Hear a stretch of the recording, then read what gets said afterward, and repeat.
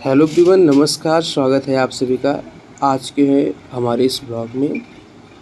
और अभी सुबह के बज रहे हैं 5:30 9। ये रहा मेरा प्यारा सा कमरा और हम निकलते हैं एक्सरसाइज के लिए। तो मुझे आज रनिंग पे नहीं जाना है, आज मुझे ओनली जिम जाना है। तो ये रहे हमारे मकान मालिक जिन्होंने मकान खोल दिया है।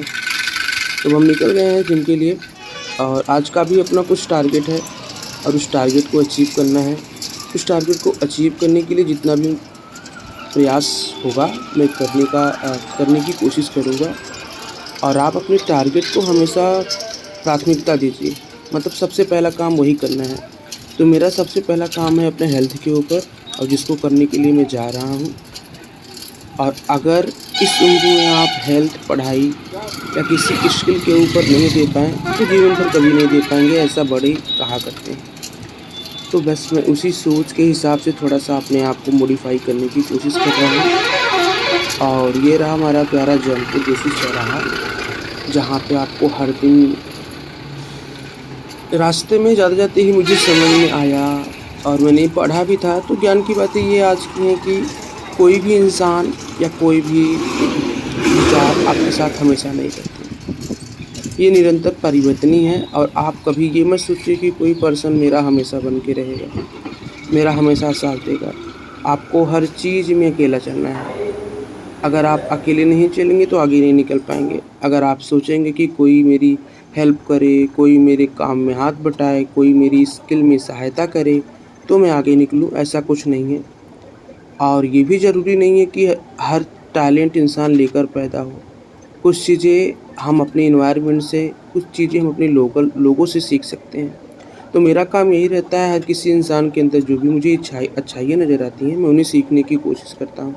क्योंकि वो अच्छाइयाँ मुझे हर दिन क्या करती है, इम्प्रूव करती हैं। और आप भी 1% अपने आप को हर दिन इम्प्रूव करिए, क्योंकि वही 1% मिल के आप एक दिन 99% अच्छे बन सकते हैं किसी भी क्षेत्र में, चाहे वो पढ़ाई की जर्नी हो या फिर किसी और की जर्नी। और जीवन में साथ बहुत ही कम लोगों का रह पाता आलोई है। है हर और अभी ये नजर 7 बज चुके हैं, बंदा तो हम अब निकलते हैं पैदा। लाइब्रेरी के लिए। अब लाइब्रेरी चल के हम अपनी रिवीजन जर्नी को स्टार्ट करेंगे। और आज मेरा टारगेट है लगभग 7 घंटे पढ़ाई करने का, तो मैं देखते हैं कितना कर पाते हैं।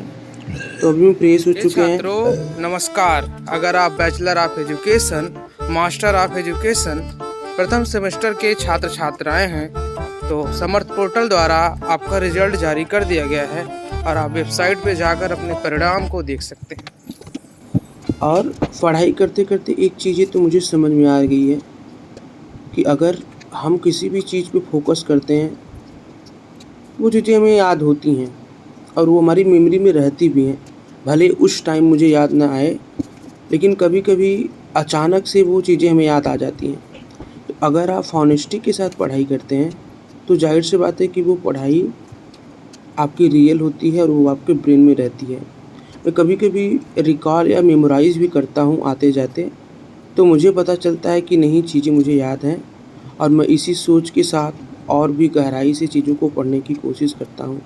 आप जब भी पढ़ें, अच्छा पढ़ें, उसका सारा व्हाय क्लियर हो, क्यों क्लियर हो, कैसे क्लियर हो, तब जाके आप मतलब एक तरीके से उस क्वेश्चन से रिलेटेड अपना ओपिनियन देने योग्य हो जाते हैं। तो मेरा पढ़ने का तरीका थोड़ा बदला है। 9 आराम वगैरह हो चुका है और अभी ये दोपहर के बज रहे हैं 1।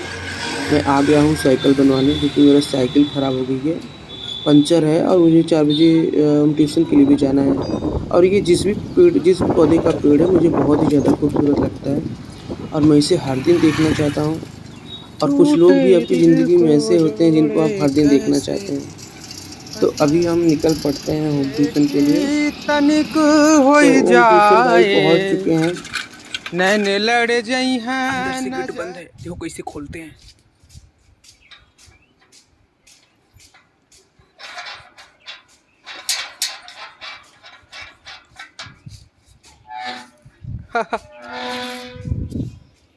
और ये बालकनी मुझे बहुत ही ज़्यादा प्यारी लगती है। और जब भी मैं आता हूँ तो इस बालकनी में पहले घूमता हूँ, क्योंकि यहाँ पे ए लॉट ऑफ बर्ड चिपरिंग और मतलब बहुत सारी चीज़ें एक साथ नज़र आती हैं। तो सारी चीज़ें नेचुरल बिल्कुल लगती हैं और सुनना भी अच्छा लगता है। तो कुछ टाइम मैं यहाँ थोड़ा स्पेंड करता हूँ, उसके बाद आस-पास के एनवायरनमेंट को देखता हूँ।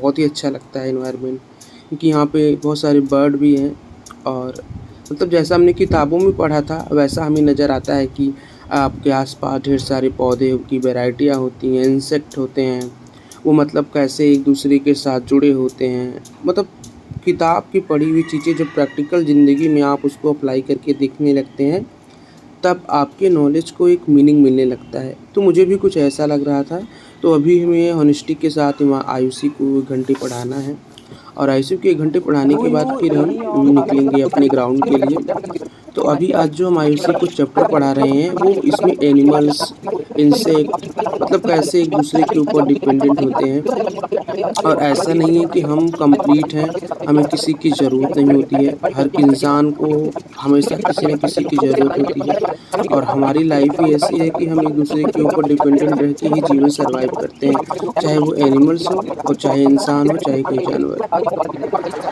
हैवी गुंडा वालों, हैवी गुंडा वालों जिनका एग्ज़ाम 27 तारीख को है, तो ये पाल जी के साथ संपर्क करें और 2-3 लोग और हैं। आराम से जाइए, सेंटर पे पहुँचिए और एग्ज़ाम दे के आइए। और अभी हम लोग खा रहे हैं केला खा रहे हैं भैया, आदर्श भैया के साथ में। और उसके साथ जफराबाद थाने। हाँ, एग्ज़ाम के बाद आराम से बारात कीजिए, कपड़ा प्रेस करवाने आए हैं। क्योंकि बारात में लड़कियाँ नहीं कि देखी हैं इन्हें।